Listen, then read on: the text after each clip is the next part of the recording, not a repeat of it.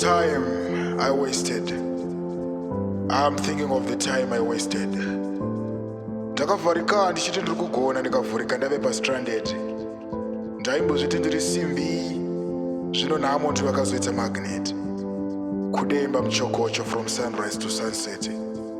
Kungorotsa good life ndirere asi pandinoti pepu nhamo walutsa kwandinyowa. Kundibata kwainoita mangwanani pandinomuka. Kunoratidza kuti pandinenge ndakarara inenge yandisuwa. Arovi chinengoro zvokwadi ari puwa.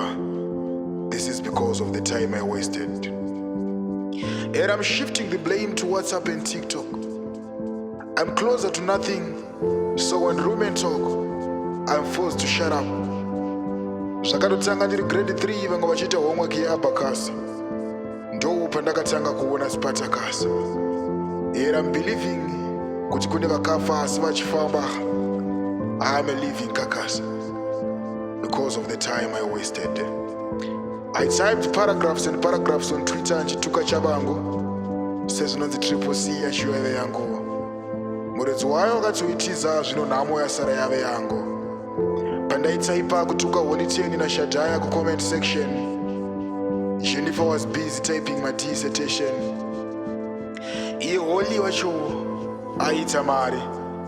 Asini mutuki nanhasi ndichiri swari. I'm thinking of the time I wasted.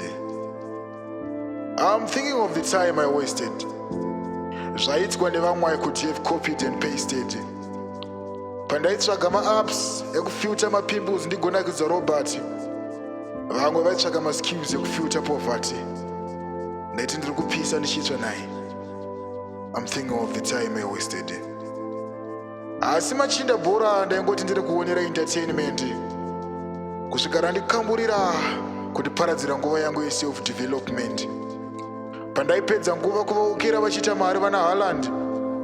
Vatora UEFA kana EPL kana dola zvaro kuinbox havakandi. RekuBrazil ndatorimukira na 2 kusvika ndakuziva zvinoreva nei mamatatu. I'm thinking of the time I wasted. PaInstagram ndatovinga hangu mifananidzo yaNicki Minaj. 10 minutes ndichiona kuumbwa kwake mwana andodonha rutese mucheche apiwa mafaji. Kuda kuziva top 10 yema-hottest ladies vana Ariana Grande. Icho chikonzero chaita nhamo indibate nebhande. Hai varongwa ina kids boys ndodai paDRC. If you know, you know. This was my statement ndiri pawebsite. Ndaizvisimbisa mufunge ndichiti ndiri right. Pavaibloga iwayo mawebsite indaidownloada siphone. Zvikazobatsireko nhamo yakundiparadza kunge cyclone. I'm thinking of the time I wasted. Ndaitofollowa The Rock zvekudaroka. Ndichida bicep netricep. Hameno kuti ndaida kuzozviisepi. Akaposta ndaitanga kulaika. Asi tatifambe chandakabata chakashayika. Iyo tricep kaa ibude ukajima wadya maputi. I wasted my time now ndiri paBattlefield asi ndisina pfuti. I wasted my time. Ngazidlalezi lisikhathi. Ngashiyana le future.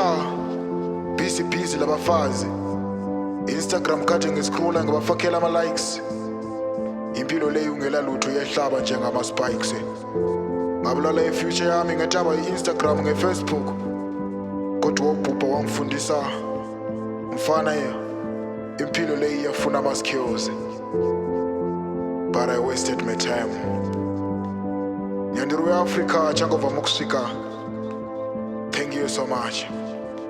It was all about social media. Social media is good, but if you misuse it, I will not say any.